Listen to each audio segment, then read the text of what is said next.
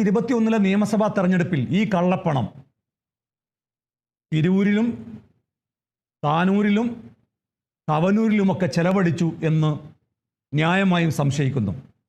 കാരണം താനൂരിൽ മത്സരിച്ച ഇപ്പോഴത്തെ മന്ത്രിയുടെ സഹോദരന്മാരാണ് ഇതിൻ്റെ ബെനിഫിഷ്യറീസ്. ഒന്ന്, മറ്റൊരു ബെനിഫിഷ്യറി തവനൂരിൽ മത്സരിച്ച ഇതിന് ചുക്കാൻ പിടിച്ച ഉന്നത വിദ്യാഭ്യാസ മന്ത്രി ശ്രീ കെ ടി ജലീലാണ്. മൂന്നാമത്തെ ആൾ ലില്ലീസ് ഗഫൂറാണ്. അദ്ദേഹവും അദ്ദേഹത്തിൻ്റെ സഹോദരങ്ങളുമാണ് ഇതിൻ്റെ ബെനിഫിഷ്യറീസ്. ഈ കൊള്ള സംഘം നടത്തിയ ഈ കൊള്ളക്ക് ഇനി ഏത് രേഖ കാണിച്ചാലും ഇതിനേക്കാൾ വലിയ ഒരു തെളിവുകളെ മറച്ചു പിടിക്കാൻ ഒരു രേഖക്കും സാധ്യമല്ല എന്നതിൻ്റെ നേർസാക്ഷ്യമാണ് ഇപ്പോൾ മാധ്യമങ്ങളുടെ മുമ്പാകെ കാണിച്ചിരിക്കുന്നത്.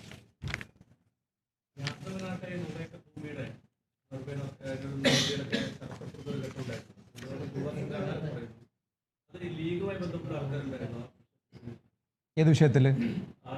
അങ്ങനെയാണെങ്കിൽ ഈ ആദവനാട്ടെ ഭൂവുടമകൾ കോടതിയെ സമീപിക്കുകയോ ഞങ്ങളുടെ ഭൂമി ഏറ്റെടുക്കണം എന്നാവശ്യപ്പെട്ടുകൊണ്ട്? അതെ, പിന്നീട് പോയല്ലോ. ആദവനാട്ടെ ഭൂമി ഏറ്റെടുക്കണ്ട എന്ന് സംസ്ഥാന സർക്കാർ UDF-ൻ്റെ കാലത്ത് തീരുമാനിച്ചോ? UDF-ൻ്റെ കാലത്ത് ഇറക്കിയ ജിയോയുടെ കോപ്പിയാണ് ഞാൻ നിങ്ങൾക്ക് കാണിച്ചത്. അതിപ്പോൾ നിങ്ങൾക്ക് നൽകാനും യാതൊരു മടിയുമില്ല. ഒരു കാരണവുമില്ല. മുസ്ലിം ലീഗ് പ്രവർത്തകർ ഒരു ഇഷ്യൂ ഉണ്ടാക്കിയിട്ടില്ല. ഇഷ്യൂ ഉണ്ടാക്കിയത് മുഴുവനും ഈ ആദവനാട്ടെ ഭൂമിയാവട്ടെ, ഈ പറയുന്ന ശിഹാബ്തങ്ങൾ വെട്ടം വില്ലേജിൽ തന്നെ മറ്റൊരു സ്ഥലമാകട്ടെ, ശിഹാബ്തങ്ങൾ ഹോസ്പിറ്റലിൻ്റെ പരിസരത്തുള്ള ആ സ്ഥലമാവട്ടെ, ആ സ്ഥലമൊക്കെ മുടക്കി ഇവർ നോക്കി വെച്ച, ഈ കുറുവാ സംഘം നോക്കി വെച്ച ഭൂമി തന്നെ ഏറ്റെടുക്കാൻ വേണ്ടിയാണ് അവർ ഈ നാടകങ്ങൾ മുഴുവൻ കാണിച്ചത്. പക്ഷേ അന്ന് ഇത് മനസ്സിലാക്കിയ സി രവീന്ദ്രനാഥ്, അന്നത്തെ റവന്യൂ വകുപ്പ്, CPI-യുടെ മലപ്പുറം ജില്ലാ കമ്മിറ്റി അതിശക്തമായ വിയോജനക്കുറിപ്പ് പറഞ്ഞു. റവന്യൂ മന്ത്രി ഇത് അറിഞ്ഞിട്ടില്ല എന്ന് പറഞ്ഞു. മാത്രമല്ല, ഞാൻ ഈ വിഷയം ആദ്യം പറയുന്ന പത്രസമ്മേളനത്തിൽ ഒരു മാധ്യമപ്രവർത്തകൻ എന്നോട് ചോദിച്ചിട്ടുണ്ട്, ഇവിടെ വെച്ച് ചോദിച്ചിട്ടുണ്ട്, അതെന്താ റവന്യൂ വകുപ്പല്ലേ ഏറ്റെടുക്കേണ്ടത്, ഉന്നത വിദ്യാഭ്യാസ മന്ത്രിക്ക് ഇതിലെന്താ പങ്ക്? ആ ചോദ്യം ഞാൻ ഇപ്പോൾ വീണ്ടും ആവർത്തിക്കുകയാണ്. ഉന്നത വിദ്യാഭ്യാസ മന്ത്രിയാണ് ഇതിന് മുഴുവൻ മുൻകൈയെടുത്തത്. ഈ പണം അനുവദിക്കാൻ, ഈ വഴിവിട്ട നീക്കം നടത്താൻ മുഴുവൻ മെനക്കെട്ടത്.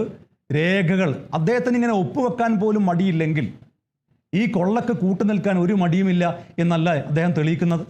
കൊള്ള നടത്തുക മാത്രമല്ല, അത് ഫയലിൽ എഴുതി അതിൻ്റെ പേരിൽ എന്ത് ഭവിഷ്യത്ത് വന്നാലും നേരിടാൻ പോലും തയ്യാറാണ്, പണം കിട്ടിയാൽ മതി എന്നൊരു പ്രഖ്യാപനം കൂടിയാണ് ഉന്നത വിദ്യാഭ്യാസ മന്ത്രിയായ ശ്രീ കെ ടി ജലീൽ കാണിച്ചുകൊണ്ടിരിക്കുന്നത്. ഈ തെളിവുകൾ പുറത്തു വരും എന്ന് ഭയന്നിട്ട് ഏതെങ്കിലും മാധ്യമത്തെ കൂട്ടുപിടിച്ചിട്ട്, ഒരു മാധ്യമപ്രവർത്തകൻ ഇന്ന് പറഞ്ഞത്, ഫിറോസ് എന്തെങ്കിലുമൊക്കെ ഡോക്യുമെൻറ്റ്സുമായിട്ട് വരുമ്പോൾ അതിൻ്റെ ബാക്ക് ഫയലുകളൊക്കെ ഒന്ന് നോക്കണ്ടെന്നാണ്. അത് ബാക്ക് ഫയലുകൾ പരിശോധിക്കേണ്ട, അതിൻ്റെ ഫാക്റ്റ് പരിശോധിക്കണ്ടേ? ഫാക്റ്റ് പരിശോധിച്ച് ഇന്ത്യയിലെ എല്ലാ വിമാനത്താവളങ്ങളും അടച്ചുപൂട്ടിയ വിദ്വാനാണ് എന്നെ ഉപദേശിക്കുന്നത്. എല്ലാ ബാക്ക് ഫയലുകളും പരിശോധിച്ചിട്ടാണ് ഞാനൊരു കാര്യത്തിന്, യൂത്ത് ലീഗ് ഒരു കാര്യത്തിന് ഇടപെടുന്നത്. അതിൻ്റെ തെളിവുകളാണ്, സംസാരിക്കുന്ന തെളിവുകളാണ് മാധ്യമപ്രവർത്തകരുടെ മുമ്പാകെ ഹാജരാക്കിയിട്ടുള്ളത്.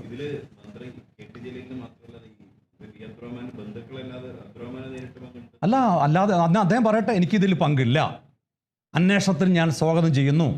ഞാൻ മുൻകൈയെടുത്ത്, ഞാൻ ക്യാബിനറ്റിലൊരു അംഗമാണ്. എൻ്റെ ബന്ധുക്കളുടെ പേരിലടക്കം ഇങ്ങനെ ഒരു ആരോപണം വന്ന സ്ഥിതിക്ക് ഞാനൊരു അന്വേഷണത്തിന് ഉത്തരവിടാൻ ബഹുമാനപ്പെട്ട മുഖ്യമന്ത്രിയോട് ആവശ്യപ്പെടുന്നു. വിജിലൻസ് അന്വേഷണം നടക്കട്ടെ, കുറ്റക്കാരായവർ ശിക്ഷിക്കപ്പെടട്ടെ. കാരണം സംസ്ഥാനത്തെ നികുതി പണത്തിൽ നിന്ന് 17,65,00,000 രൂപ നഷ്ടപ്പെട്ട കാര്യമാണ്. അത് ചില മുതലാളിമാരുടെ അക്കൗണ്ടിലേക്ക് പോയ കേസാണ്. അതും 2,000 രൂപ മുതൽ 40,000 രൂപ വരെയുള്ള ഭൂമി. അതും 2016 വരെ സാധാരണക്കാരുടെ ഭൂവുടമകൾ, പാവപ്പെട്ട നമ്പൂതിരിമാരും അതുപോലെ തന്നെ മൊയ്തീൻകുട്ടി ഹാജിയും ഒരു പാവപ്പെട്ട സഹോദരിയും ഉൾപ്പെടെയുള്ള ഭൂവുടമകൾ 2016 വരെ. പിന്നെ എപ്പോഴാണ് ഈ പറയുന്ന കുറുവാ സംഘം, ലില്ലീസ് ഗഫൂറും അദ്ദേഹത്തിൻ്റെ സഹോദരങ്ങളും മന്ത്രി വി അബ്ദുറഹ്മാൻ്റെ സഹോദരങ്ങളൊക്കെ രംഗപ്രവേശനം ചെയ്തത്?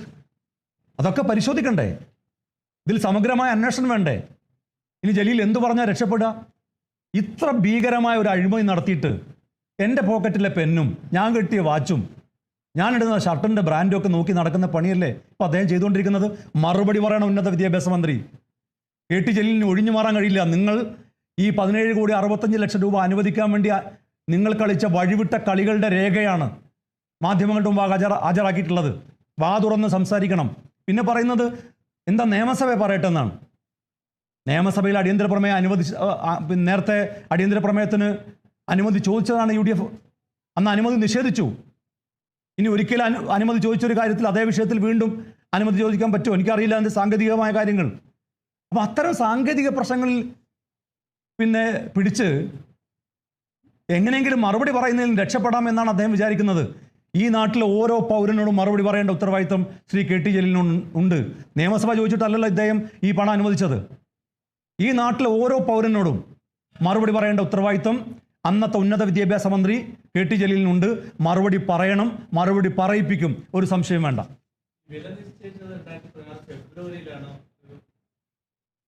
സംസ്ഥാന സർക്കാരിന് വേണ്ടി പ്രപ്പോസൽ മലപ്പുറം ജില്ലാ കളക്ടർ ഒരു പ്രപ്പോസൽ കൊടുത്തത്, അതായത് ഭൂവുടമകളൊക്കെ അന്ന് കലക്ടറെയും മലയാള സർവകലാശാല VC ചെന്ന് കാണുകയാണ്.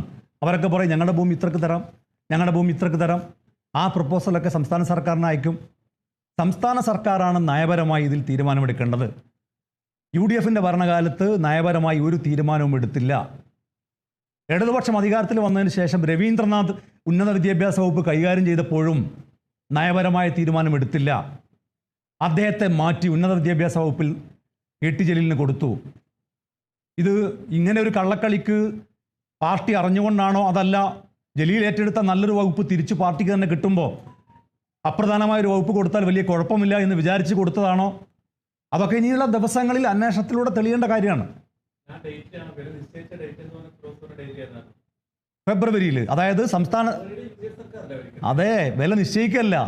അതായത് സംസ്ഥാന സർക്കാരിൻ്റെ മലപ്പുറം ജില്ലാ കളക്ടറായിരുന്ന കളക്ടറുടെ പേര് ഞാൻ മറന്നുപോയി. ആ കളക്ടറുടെ മുമ്പാകെ ഭൂവുടമകളെ അമിത് മീണയാണെന്ന് എൻ്റെ ഓർമ്മ. അമിത് മീണയുടെ മുമ്പാകെ ഭൂവുടമകൾ ചെന്ന് ഒരു പ്രപ്പോസൽ കൊടുക്കുകയാണ്. അപ്പോൾ കളക്ടർ ചോദിച്ചു നിങ്ങൾക്ക് ലാസ്റ്റ് എത്രക്ക് തരാൻ പറ്റും? അപ്പോൾ അവർ 3 ലക്ഷം പറഞ്ഞു, 2 ലക്ഷം പറഞ്ഞു. അതും ആര് പോയി? കെ ടി ജലീൽ പങ്കുവെച്ച, നിങ്ങൾ അതും പരിശോധിക്കണം, കെ ടി ജലീൽ പങ്കുവെച്ച ആ മിനിറ്റ്സിൽ ഭൂവുടമകളുടെ ആരുടെയും പേരില്ല. നിങ്ങൾ ആ മിനിറ്റ്സ് പരിശോധിക്കുക, ആരാ പങ്കെടുത്തത്. എന്നാൽ അതിനുശേഷം 1,70,000 നിന്ന് 1,60,000 ആക്കിയ മിനിറ്റ്സിൽ ഭൂവുടമകളുടെ പേരുണ്ട്. ആ ഭൂവുടമകളുടെ പേരാണ് ഈ പറഞ്ഞ ഇടതുപക്ഷ സ്ഥാനാർത്ഥിയും മന്ത്രിയുടെ ബന്ധുക്കളൊക്കെ. 1,70,000 ചോദിച്ച ഭൂവുടമകളുടെ പേരേ ഇല്ല. ആ മിനിറ്റ്സിൽ തന്നെ സംശയമുണ്ട്, അന്വേഷണ വിധേയമാക്കണം. ഇനി ആ മിനിറ്റ്സ് ശരിവെച്ചാൽ പോലും അത് സംസ്ഥാന സർക്കാരിലേക്ക് അയക്കുന്നത് ഭരണം മാറിയതിന് ശേഷമാണ്. ഒരുപക്ഷെ ഭരണം മാറുന്നതിൻ്റെ തൊട്ട് മുമ്പ് ഈ കുറുവാ സംഘം, അവർക്ക് അവരുടെ പേര് മെൻഷൻ ചെയ്യാൻ പറ്റില്ല, കാരണം അവരുടെ പേരിലല്ല അന്ന് ഭൂമിയുള്ളത്. ഈ കുറുവാ സംഘം ഒരു പ്രപ്പോസൽ ഈ ഭൂമി വാങ്ങുന്നതിന് മുമ്പ് കലക്ടറുമായി സംസാരിച്ച് ഒരു ധാരണയിലെത്തുകയും ഭരണം മാറിയാൽ ഈ നീക്കങ്ങൾ നടത്താം എന്ന് വിചാരിച്ച് ഭരണം മാറിയതിന് ശേഷം അത് അയപ്പിക്കുകയും ചെയ്തതാവാം. അതും അന്വേഷണ വിധേയമാക്കണം. പക്ഷേ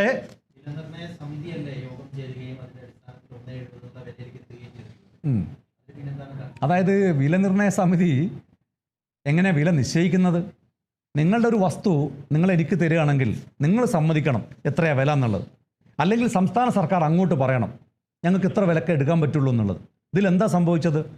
മലപ്പുറം കളക്ടറേറ്റിലെ കുറച്ച് ഉദ്യോഗസ്ഥന്മാർ നിങ്ങളുടെ ഭൂമിയിൽ നിങ്ങൾ എത്ര വിലക്ക് തരും എന്ന് ചോദിച്ചു. നിങ്ങൾ 2 ലക്ഷത്തിന് തരും എന്ന് പറഞ്ഞു.